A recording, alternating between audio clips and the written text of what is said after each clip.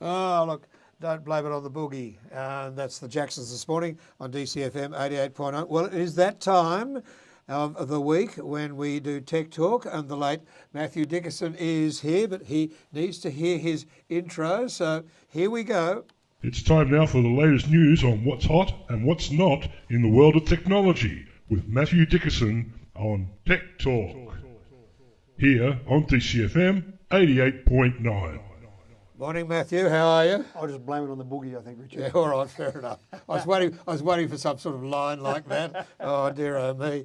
Look, I don't know really where to start with all the information today from Tech Talk. It's Facebook, and Facebook. There is a lot about Facebook, Well, isn't there? I mean, it's interesting stuff. So let's kick off with the first one on Facebook, which is basically a boycott. Yeah, some big companies boycotting. I was going to say, yeah, unbelievable. Not just some little business that says, oh, I'll stick it to Facebook, I'll show them. We've got companies the size of Coca-Cola, Honda, Hershey. I mean, Hershey's not that big in Australia, but in America, Hershey's very big. So some of these companies are boycotting Facebook. They're starting from today, from the 1st of July. They've said they'll boycott Facebook for a month. And this is all around the Stop the Hate campaign or Stop Hate from Profit campaign. And so effectively what they're trying to do is they're trying to say, we're really sick of Facebook's policies allowing anyone to put any rubbish up, in particular hate and I suppose racial violence and just things that you probably wouldn't tolerate in a newspaper or on your news segments on a radio station, for example. There's some journalistic integrity there.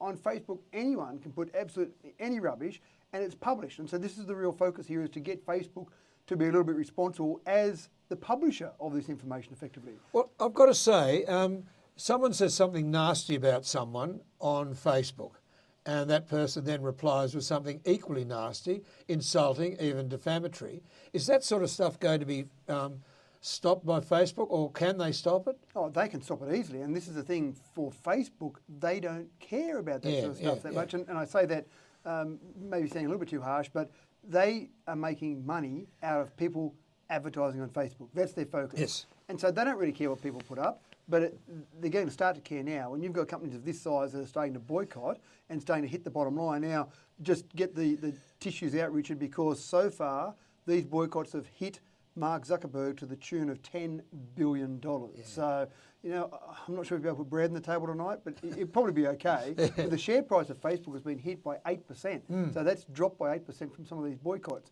Will it spell the end of Facebook? That's the real question. How much will it have an impact on Facebook long term? And the answer to that is Coca-Cola pulling their advertising for 1 month is a big thing. And certainly we look at it and say, wow, they spent a lot of money there. That's a big thing. But the reality is what makes money for Facebook are the mum and dad businesses, the small businesses employ a few people that spend $20, $40 on a post here and there, and they have got tens of millions of those businesses. So if they all boycotted, that would make an impact. But the problem is they're all trying to recover from COVID-19, and some of these small businesses that have been interviewed say, I don't agree with Facebook's policies, but if I don't advertise, I'm going to go broke, and I'm struggling already as it is because of COVID-19. Yeah. So maybe in a few months' time, when people start to get back to some form of normality, or maybe a year's time in some form of normality, maybe some of those will start to really push the envelope with Facebook and start to pull some advertising, and then that'll really start to hurt Facebook. Well, I hope so, because a lot of what appears on Facebook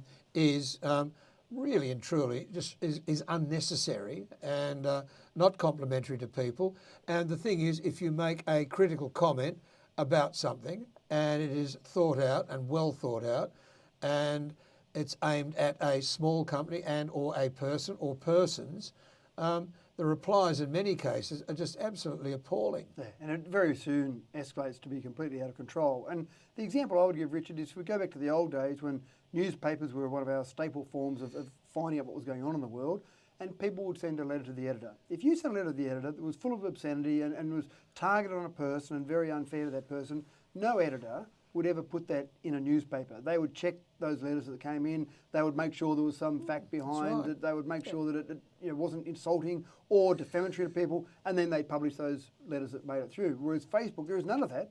Yeah. You put whatever you like up there, and it's the ongoing joke when you ask someone about some random thing they're telling you about, and they tell you, I heard it on Facebook. You go, well, throw not a grain of salt, but throw a bucket of salt on that one and see if it still stands up to some scrutiny. But unfortunately, this is where you get some of the wild conspiracy theories growing as well, because people stick whatever they want on Facebook. Again, no journalistic integrity, no fact checking. It's just whatever people feel like saying. Exactly, and people believe it. That's right. People believe it. And a lot of what Donald Trump is saying at the moment about fake news is probably very, very true, because from what is said on Facebook, I mean, I read a story on Facebook and I said, that is just so unbelievably wrong.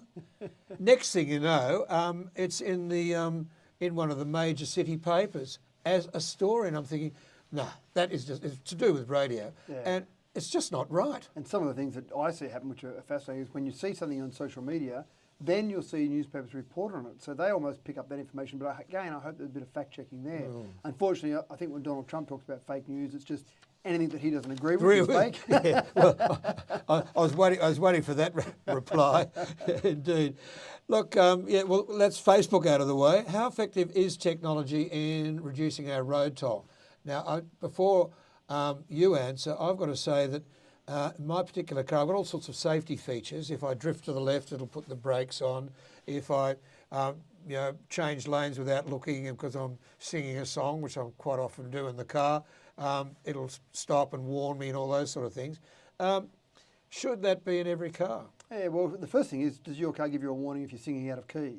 That's a really important part. So No, it doesn't. It does tell me after 2 hours that I've been driving for too long and I should have a cup of tea. Good. And it's interesting because there's been a study done in the US around this exact issue. There are some cars, and you drive a very nice car, and there's some luxury cars out there that have got some great safety features. And the argument is, from this particular group in America, that these safety features should be on all cars, should be standard all cars. In fact, maybe they should be compulsory. They've put a number on it. They've said that 20,500 lives every year in the US are lost from people being in vehicles that have got none of these safety features or a lack of these safety features, and they end up being in an accident and killed because of that. And so we're talking about things such as, you've mentioned some of them, some lane assist, emergency braking, and I've seen that in my car too. You don't pay attention for a second, next thing you know, the brakes are being put on because you're coming up behind a car too quickly that might be stopped at a stop sign. So emergency braking can stop those rear end collisions, obviously. You've also got some things that we probably don't see that much here in Australia, but some breath testing when you get in a car. I can't believe there's still people who get behind the wheel of a car drunk, and it's a very deliberate decision. Drifting over the speed limit or drifting outside your lane, you might say it was just a bit of a lack of attention, but you make a deliberate decision when you get behind the wheel of a car drunk. So having devices that stop you getting behind the wheel of a car when you're drunk. Pedestrian warnings, there are 800 pedestrians that are killed each year that they estimate could be prevented by having pedestrian warning systems. And again, that's probably people listening to music as they're walking along, step out off the footpath, straight in the path of an oncoming car. Yeah, my car has that one, by the way. Yeah, and so those sort of systems are great. So this is where the technology, and again, the argument is that you've got all these features, or not all of them, but some of those features in some dearer cars or their accessories. And one of the arguments put forward was some vehicles or some manufacturers charge up to $10,000 US for some of these accessories, and their estimation is that the cost to the manufacturer of those accessories is much lower than $10,000. So it might be a bit of gouging or profiteering by those manufacturers. So the argument is, should these things be compulsory? In a perfect world, I'd say yes. Yes. What value do you put on a human life? Again, it's pretty hard to change the market demand for these things. The reason some people buy better cars sometimes is because they've got some of these features on them. The other thing in mind is if you take your hands off the steering wheel, the car will steer, as long as those white lines on the white side of the road, it will steer. But if you don't put your hands back on the steering wheel, say you fall asleep if you are drunk or tired or something, it will stop the car. Yeah. Unfortunately, in the middle of the road. It won't pull to the left, or it'll pull slightly to the left, but it will stop. Just stop the car. And some of these features, people do talk about them, even autonomous driving, but the idea with autonomous driving, there have been some incidents, some infamous incidents where people have died with autonomous driving, but if we got to the point where all cars are autonomous, we don't have autonomous driving, the computers being drunk, we don't have them paying attention, not paying attention, we don't have them getting tired, we don't have them distracted by a song on the radio singing along to it. So all these things, I think when we get to that point where we have autonomous driving, and in particular, one of the points mentioned in this article was vehicle-to-vehicle communications. Yes. So if you're driving along behind a car and it puts its brakes on, or the person puts its brakes on, there's a delay from the time that they put their brake on till the lights come on, not a large delay, but then the human behind it has to process all that, and there's a delay for us to process that. Now, if we're doing 100 kilometres an hour, in 1 second, we're travelling about 27 metres. That's right. Now, if that takes us about 0.2 of a second just to react, before we actually lift our foot up and then put it on the brake pedal, then you're travelling a fair distance before you even start braking, whereas vehicle-to-vehicle communications can have the ability for vehicles to talk to each other. If one has to put their brakes on an emergency, it transmits that signal to all of the cars around it, and they start to brake urgently, immediately. So there's those sort of things.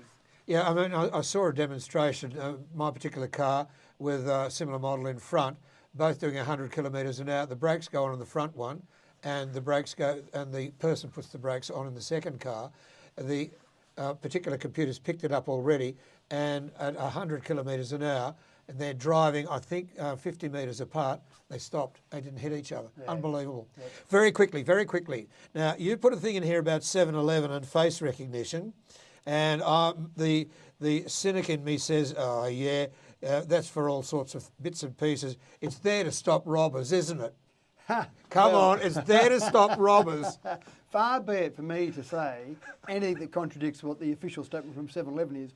I must admit, when I saw they've got facial recognition software in their stores, I scratched my head a little bit and said, how can they justify a facial recognition software program throughout their stores? We're talking about all 700 odd stores in Australia having this software installed. Now, what they're saying is that they're sitting it in those stores so that if someone fills in the survey that rates the store, for example, how was your experience today?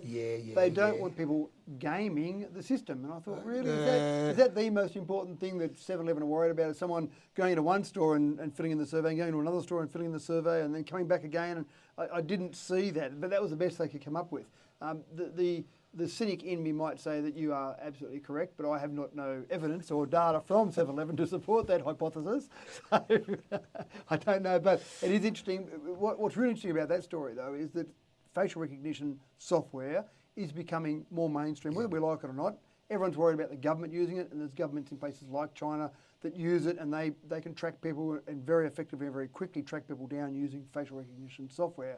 When you've got little convenience stores who are using facial recognition software in their stores as part of their normal daily business, it gets a little bit scary for some people. Yes, indeed it does. Matt, always good talking to you. Way over time as usual, but it's all very interesting. It's 14 to 10. Mathew Dickerson and Tech Talk, and Matt will be back next Wednesday morning, round about 20 past 9. Oh, we should try that. Yeah, it'd be interesting to see if I can get you at 20 past 9. This is DCFM 88.9.